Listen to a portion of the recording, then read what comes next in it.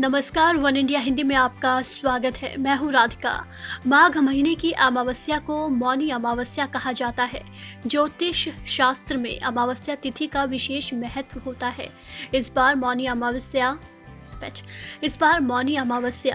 11 फरवरी को है।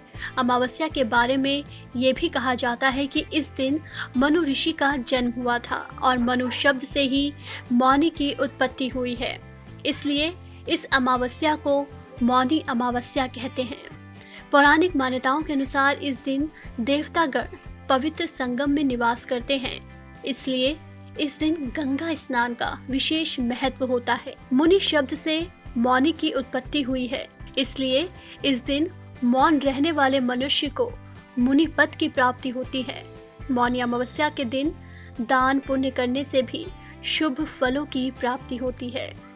मौनी अमावस्या के व्रत में मौन धारण करने का विशेष महत्व माना जाता है।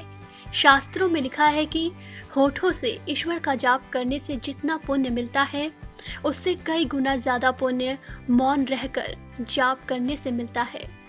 वैसे तो दिन भर मौन रखने की बात कही गई है, लेकिन अगर दान से पहले 1.25 घंटे तक मौन रख लिया जाए तो दान का फल 16 गुना ज्यादा हो जाता है। मौनी अमावस्या पर हरिद्वार, प्रयागराज जैसे पवित्र स्थानों पर भारी संख्या में भक्तों की भीड़ उमड़ती है।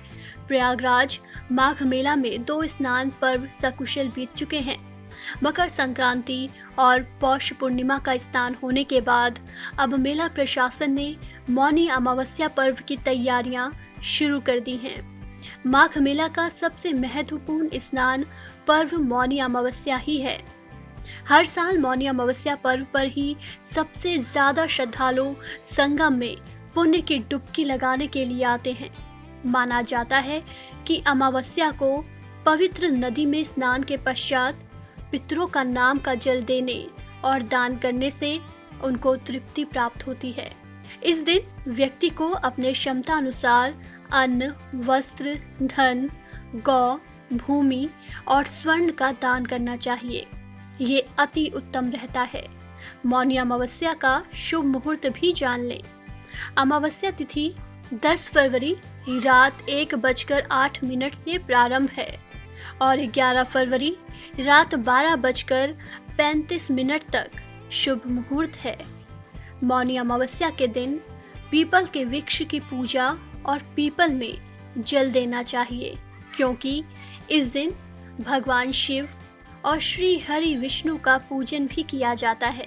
कहा जाता है कि पीपल की जड़ में विष्णु जी, तन में शिव जी और अग्रभाग में ब्रह्मा जी का निवास होता है। इस खबर में फिलहाल इतना ही। तमाम अपडेट्स के लिए बने रहिए वन इंडिया के साथ।